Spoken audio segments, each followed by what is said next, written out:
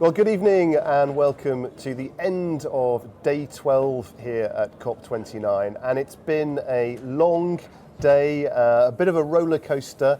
We've had ups and downs, disappointment, and some successes that have seemed to be emerging this evening. Orkan Amashov is with me as always.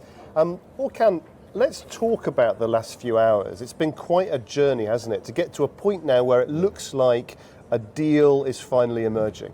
Well, what happened earlier, of course, first thing in the morning, there was a sense that we're not getting anywhere.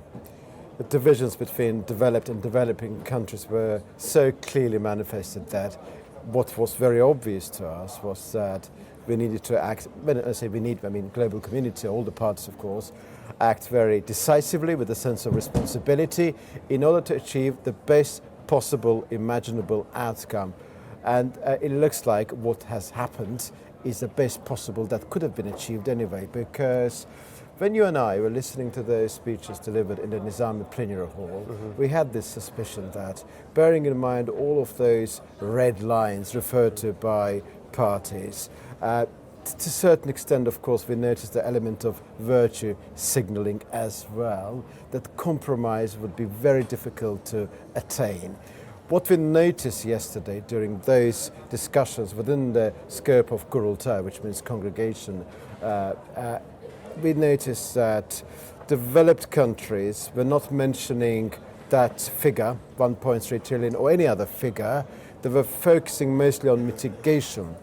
They were not very happy with the fact that the language on mitigation wasn't strong enough from their perspective, of course.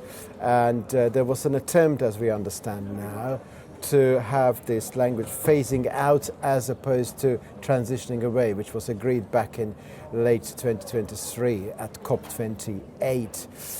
And developing countries were expecting developed countries commit themselves to a particular figure, of course. And there have been some criticism of the draft text, but that draft text was supposed to provide conducive conditions for deliberations and contemplations, and the updated version, which was shared today, this afternoon, does mention those two figures. What it does say, let's be very, very clear about, it says that as a first reflection of parties' indications, a new collective quantified goal, which is NCQG decision, contains a call on all parties to work together to scale up financing to developing countries for climate action from all public and private sources to at least $1.3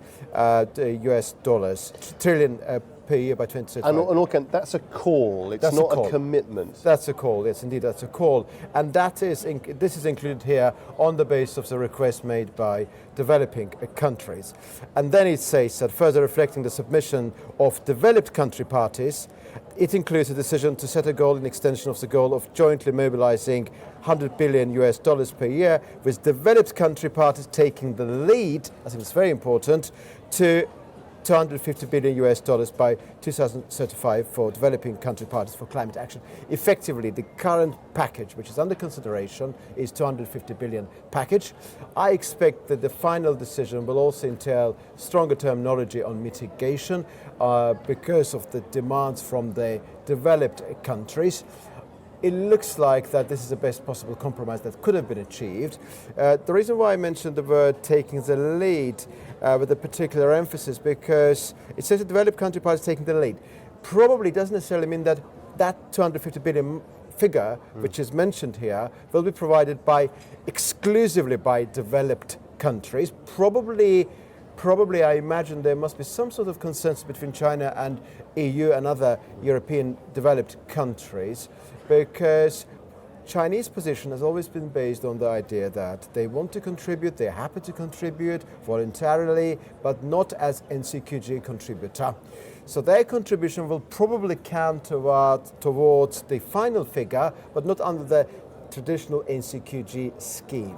So what has been achieved today is a very clear indication of the art of the possible. This is what we can achieve now. Are we sad? Probably. But the reality is that at a time when there is a danger of not achieving anything, achieving something is much better.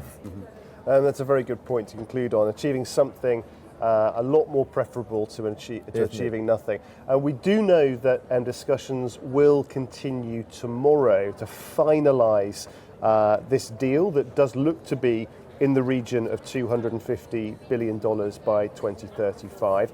We'll be back tomorrow following the final finishing touches to this deal. So please do join us on AnewZ for our final day here at COP29.